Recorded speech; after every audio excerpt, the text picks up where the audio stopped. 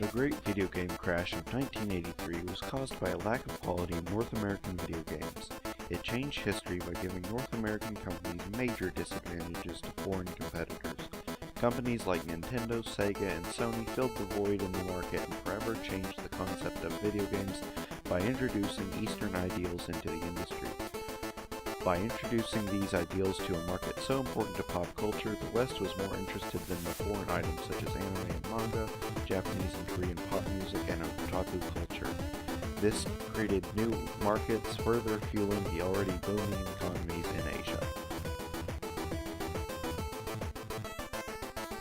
Video games have existed since a computerized version of the traditional game of Nim was displayed at the World's Fair in 1940. After that, many simple games, such as tic-tac-toe and checkers, were programmed on the first supercomputer, EDSAC, and then for the IBM 701, for research on human-computer relations. In 1955, the first simulation for war against Russia, Hutspiel, was created. The first complete chess program was created in 1955. In 1962, Space War, the first video game, was made. It was distributed throughout the nation. Basic Language was created in 1964. It made programming much simpler. In 1967, the first console, Brown Box, was released. Atari's first game, Pong, was released in 1972. In 1977, Atari releases a console called Atari 2600, later rivaled in 1979 by Mattel's Intellivision. What was the video game crash of 1983? The video game crash of 1983 was a severe economic downturn for the video game industry. For example, some video games that would have been worth $30 or $40 in 1982 sold for $3 or $4 in 1983, and very few games were made until 1985 when Nintendo's NES revived the market. Why did this happen?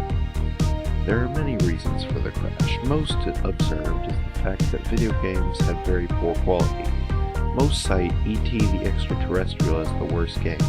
Some say it was the sole cause for the crash, but judging from current markets and other industries, one bad game didn't destroy the industry.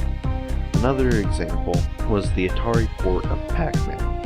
Atari gained rights to port the popular arcade game and hired Todd Fry as the lead programmer. The programmer sent in a prototype as part of a status report, and rather than letting the holiday season slip by, Atari printed 12 million copies of the prototype and sold it as the finished product.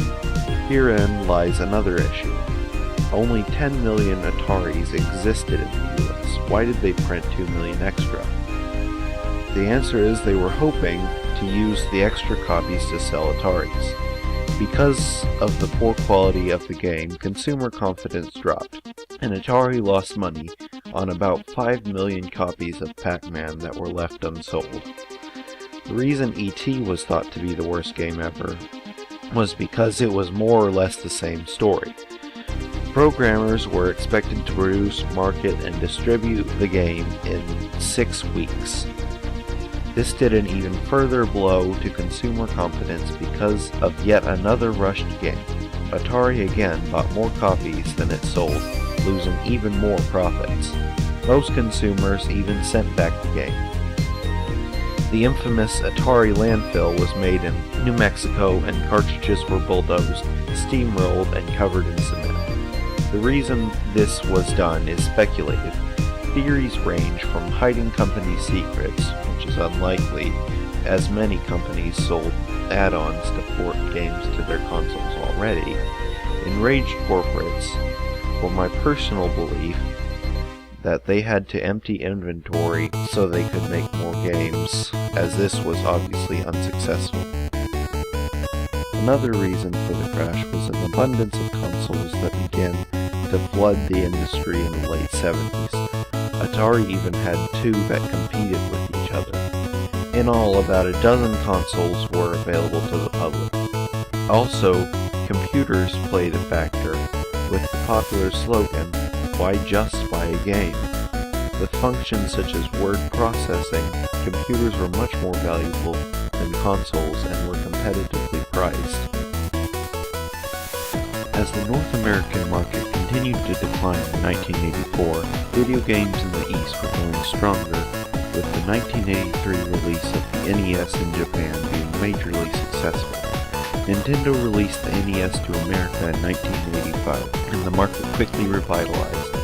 With the major success of Nintendo in America, Sega quickly followed. In the times before the crash, Sega was simply a publisher, but because of the vacuum created when Atari and its imitators perished, it found a niche. Sony began to be a player in the industry in the early 90s. As it had experience producing electronics, it quickly gained a foothold in the industry. For 11 years, Nintendo and Sega vied for the market, and the introduction of Sony's PlayStation added another competitor.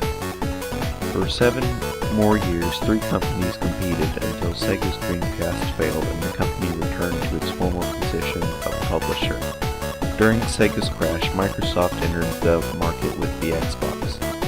It's curious to say that this event was so catastrophic that America did not compete in its own market for 18 years.